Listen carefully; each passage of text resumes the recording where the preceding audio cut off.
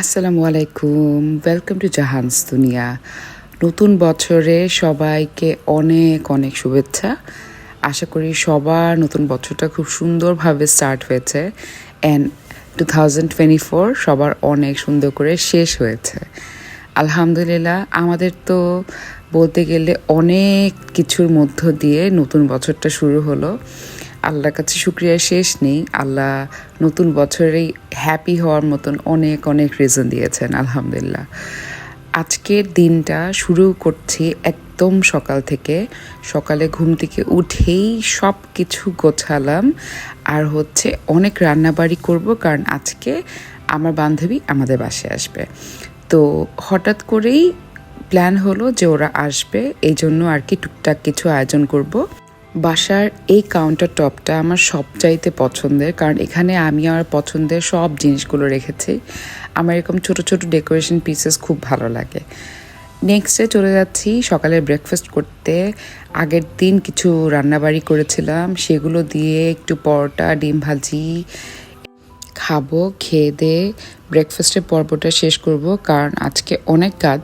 সব গুছিয়ে সুন্দর মতন করাটা অনেক বড় চ্যালেঞ্জ একটা ছোট বেবি নিয়ে, বাট ইনশাল্লাহ পারবো। অ্যান্ড শুরু করছি। আজকে ফার্স্ট টাইম আমি একটা টার্কিশ ডেজার্ট ট্রাই করলাম। এটার নাম হচ্ছে মিল্ক কেকের মতন আর কি, ট্রেস লেচাস, টার্কিশ স্টাইলে ওরা যেভাবে বানায়। খুবই ইজি বানানো, বাট এটা এত মজা।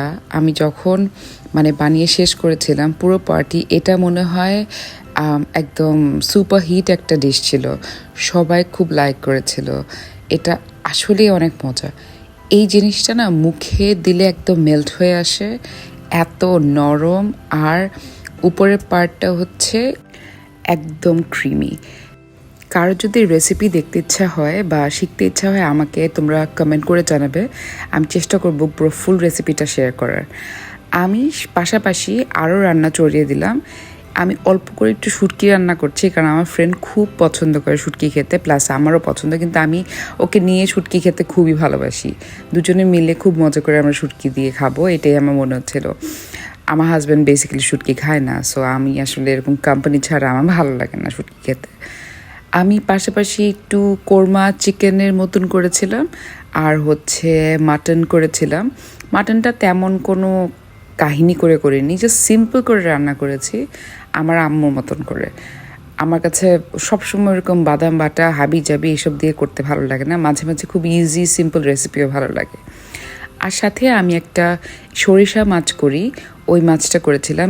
এই মাছটা আমি সরিষা বেটে তারপরে ওভাবে করে করি। সাথে আরও চাইনিজ ভেজিটেবল করেছিলাম। এই তো মোটামুটি সব রান্নাবাড়ি ডান।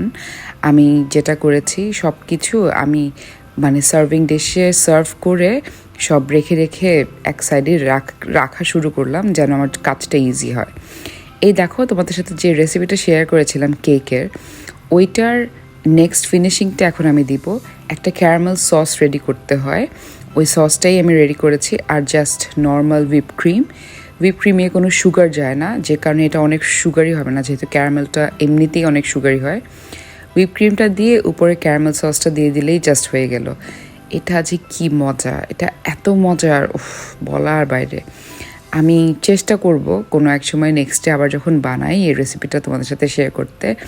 ফার্স্ট টাইম এমন হলো যে আমি কোনো ডেজার্ট বানালাম অ্যান্ড গেস্ট আসার আগেই হাফ ডেজার্ট শেষ।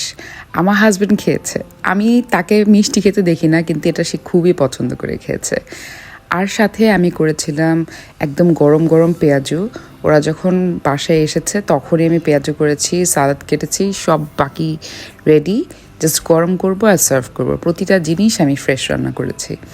বিকালবেলা আমি জাস্ট একটু, আসলে ঠিক সন্ধ্যা 7টাই বেজে গিয়েছিল আস্তে আস্তে ওরা।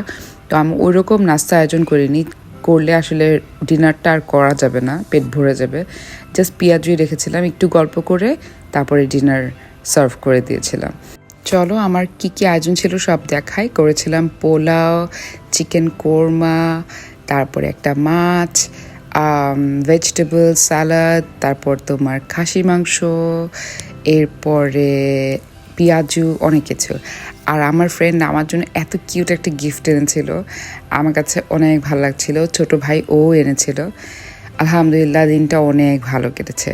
নেক্সট দিন সকাল সকাল আমরা প্ল্যান করলাম বাইরে ঘুরতে যাব, একটু দূরে কোথাও যাব। অনেক দিন দূরে কোথাও যাওয়া হয় না। আমরা রিসেন্টলি বাসা চেঞ্জ করেছিলাম, অনেক ঝামেলার মধ্যে দিয়ে গিয়েছে জীবনটা, কঠিন ছিল, খুবই কঠিন। প্লাস ক্রিসমাস টাইমে আমি অনেক বিজি ছিলাম, যেহেতু আমি রিটেলে জব করি। ক্রিসমাসে রিটেল হচ্ছে সবচেয়ে বিজি টাইম, যে কারণে একটু রিল্যাক্স হওয়ারও দরকার ছিল। অনেক দিন কোথাও যাওয়া হয় না, তো ভাবলাম না চলো একটু ঘুরে আসি। তো আমরা মিলে প্ল্যান করলাম আমরা হচ্ছে উলঙ্গং একটা জায়গা আছে এখানে, ওখানে ঘুরতে যাব। তো যাওয়ার পথেই একটা লুকআউট পড়ে। এই জায়গাটা আমার অনেক পছন্দ। আমাদের যখনই উলঙ্গং যাওয়া হয় তখন আমরা এখানে থেমে এই লুকআউটটা দেখি।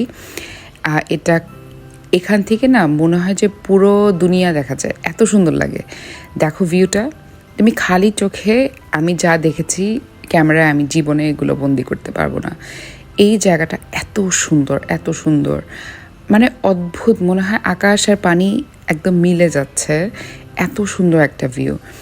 তো আমি নেমে ওখানে কিছুক্ষণ ওয়েট করলাম, একটু ভিডিও করলাম, অনেক ভালো লাগছিল। আর ওয়েদারটা এত সুন্দর। এখন আমাদের এখন সামার চলছে, অ্যাজ ফার আমার নলেজ বলে।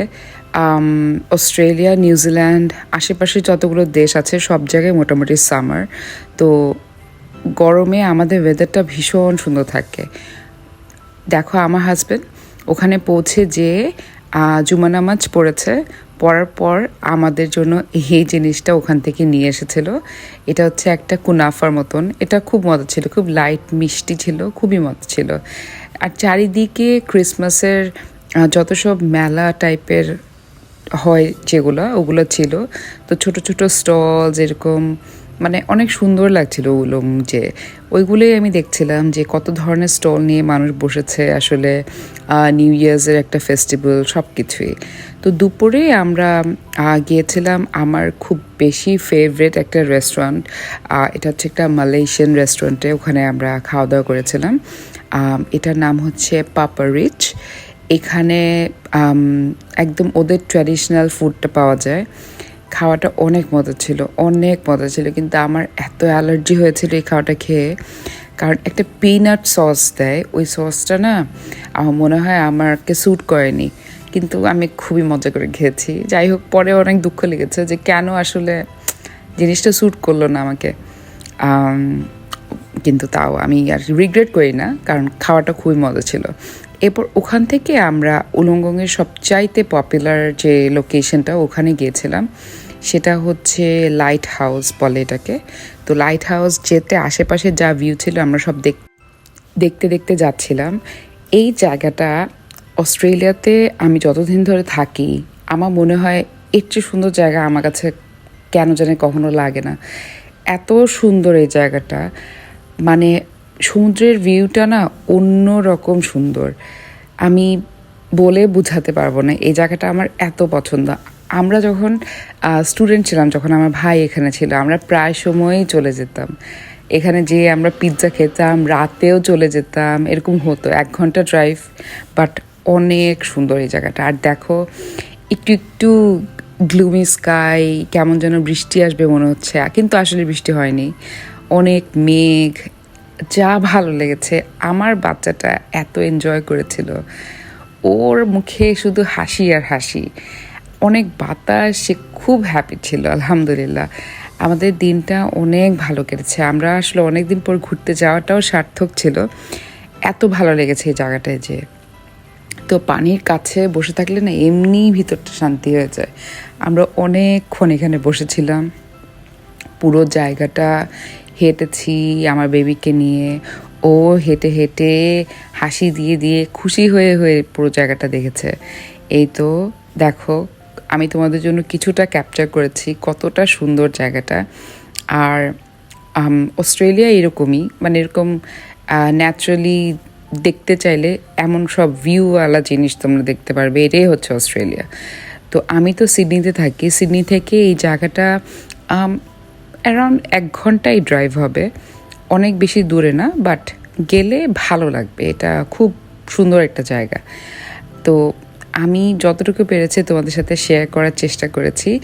এটাই সেই বিখ্যাত লাইট হাউসটা, যেখানে আসলে মানে অনেক স্টোরি আছে এই জায়গাটার, আমি ঠিক এক্স্যাক্টলি জানি না। আবার কখনো গেলে তোমাদের জন্য আমি ছবি তুলে নিয়ে আসবো ওই জায়গাটার, যে এটার স্টোরিটা কী। বাট এইটুকু জানি যে সমুদ্রের পাড়ের এই জায়গাটা খুবই সৌন্দর্য, অনেক সুন্দর দেখতে। আমরা যখন বাসায় ব্যাক করছি তখন রাস্তার মধ্যে দেখলাম যে বৃষ্টি শুরু হয়েছে। এত বৃষ্টি হাইওয়েতে, ও মাই গড, ভয় লাগছিল কিন্তু ভালো লাগছিল। দেখো বাসায় ফিরে আসলাম আর কত সুন্দর আমাদের বাইরে লাগছে, বাইরের ভিউটা কত সুন্দর হয়ে গিয়েছে, চারিদিকে একটু একটু আলো আর বারান্দার ঠান্ডা ঠান্ডা বাতাস। আমি তো কফি নিয়ে বসে গিয়েছিলাম যে একটু কফি খাবো আর ভিউ দেখবো। আলহামদুলিল্লাহ আমাদের নতুন বছরটা সুন্দর করে স্টার্ট হলো। সবাই আমাদের জন্য দোয়া করো আর আমার ভিডিও দেখে জানাবে কেমন লাগলো। অনেক দিন পর যেহেতু করছি, জানি না কেমন হয়েছে। শুরু হয়ে গেল ফায়ারওয়ার্কস, চতুর্দিকে আতশবাজি, ও বাবা। ইনশাল্লাহ সুন আমরা বাংলাদেশ যাচ্ছি, আমার ভাইয়ের বিয়ে। সো আমার পেজটা এখনই লাইক দিয়ে সবাই পাশে থেকেও নতুন ভিডিও দেখার জন্য।